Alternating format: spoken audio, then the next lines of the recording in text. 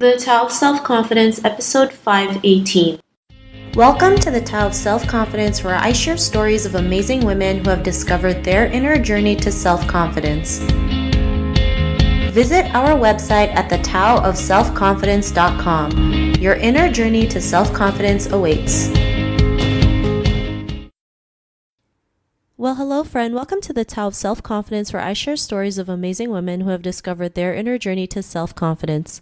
I'm your host today, Sheena Yap Chan, and today I have a phenomenal lady on the show today. She is an actress, and I'm really excited to have her on and share her story with us on self-confidence. So without further ado, I'm going to introduce you to Yi Liu. Yi, how are you today? Maybe you can fill in a little bit more about yourself to our listeners. Hi, Sheena. I'm so happy to be here. Yeah, so I am an actress and I have three of my acting credits on screen. And I'm currently a judge of two film festivals. Awesome. Well, thanks for sharing that. And Yi, what's your cultural background? So I am Chinese. I was born and raised in China, and actually I came to the US 5 years ago. Thanks for sharing that. And what'd be your favorite self-confidence quote? So this one actually, I don't really know where I found this, but it really left a great impression on me. I am not better than anyone. Nobody's better than me. Thanks for sharing that quote. And I think it's a great quote, especially, being Asian women, we always feel like everyone's better than us, right? That we're not good enough or we're not worthy, but we're just as worthy as everyone else. We can go out there and do the things that we love. So thanks for sharing that. And in your own words, how do you define self-confidence?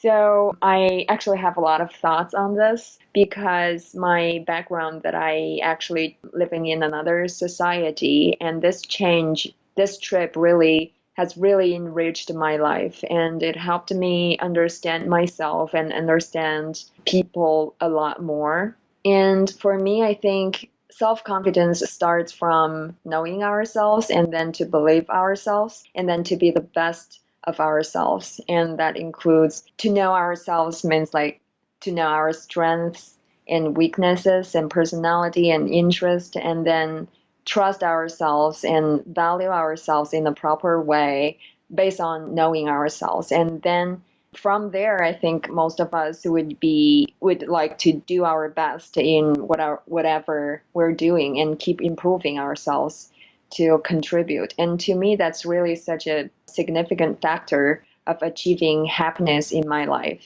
And I think self-confidence is also related to mental independence. And this journey made me experience not just knowing, but experience that the society is made of human beings. And at the same time, human beings are really the products of the society. We a lot of times are unconsciously subject to the society that we are in. We think, oh, this is the way that things are, but actually we did not think. We never think about certain things. We just took the opinions that are already there. But really to question those is equal to question our self-being and our relation to other people and the globe, even the universe. It's very philosophical. So it's been a very interesting journey for me. Awesome. Well, thanks for sharing that great definition. And what was your life like before your discovery of self-confidence?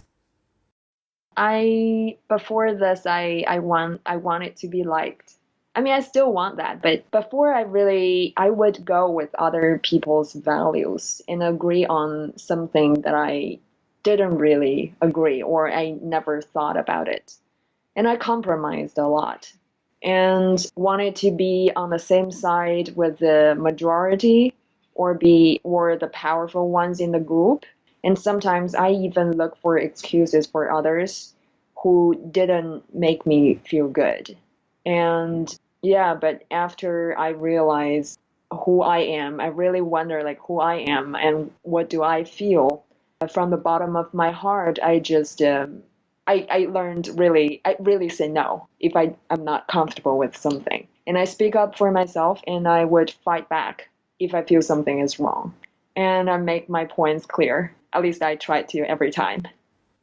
Thanks for sharing that. And, I think it's great that you go out there and say, something like saying no to things that don't serve you, right? Especially growing up, in an Asian household, we're always told to just say yes to everything, not realizing we don't even know what we're saying yes to. And sometimes that can hurt us because it, puts us in situations that doesn't serve us. So we have to create those boundaries and say, no, this will not work for me, right? And it's fine. Being a little selfish is okay. And, it was that point in your life when you realized you were, more than enough to go out and, be the person that you are today and, have that confidence. What was that aha moment? Yeah, I mean, before in my life, I think everything would be like the way they are. And then I changed the society that I'm in. I really see values are different. A lot of things are different. And I would see myself differently. And Asian woman. And it's like, I work in film. And in the film industry, Asian women has been portrayed as the symptom of like sexual object like for a long time, and media has been a very influential tool for people to see the world, and so it really made me think a lot. Thanks for sharing that. And, it's great that you point that out because, yeah, as Asian women, like you mentioned, we're portrayed as one single person, not realizing there's so many different types of, personalities, types of cultures, types of ethnicities just within Asian culture, and not realizing like we don't have to represent as one person. We can be, different people. We can be ourselves. So, I'm glad that you mentioned that. And, because of these realizations, what's your life been like now? Before I was surprised that I was being labeled as Asian woman. And I feel, so what about E? Like, how about my interest, my person? There isn't. Like, I'm Asian. And that's like the comment I got. And that's like, not really. I feel like sometimes I talk to someone, I don't feel like they are really talking to E. Instead, they're talking to an Asian woman. And now when I sense this, I would push more towards, I would show more of my personality instead of an Asian woman that in their point of view. And sometimes if I don't feel comfortable to keep going, I would stop. Thanks for sharing that. And it's great that you go out there and show your true self versus like what people think of Asian women or that stereotype that we've been seen as. And, to the woman who's listening to your episode, she may be in her own journey to self-confidence. What'd be that one tip you would give to her?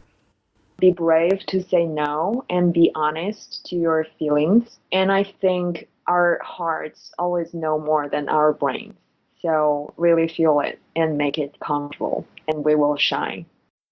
Thanks for sharing those great tips. And if our listeners wanted to get to know a little bit more about you and what you do, is there any links or social media profiles we can connect with? Yeah, I have my Facebook page under the name Yi Liu, and it's spelled Y-I, that's first name, and last name is L-I-U, and yiliuacting.com is my website. And on Instagram is I am Yi Liu. Thanks for sharing that. And to our listeners, if you want to connect with Yi, you can also head on over to the taoselfconfidence.com and search for Yi's name. Her show notes will pop up along with everything else that we talked about. And I just really want to thank Yi for taking the time to share her story and tips with us on self-confidence. So thank you so much. Thank you.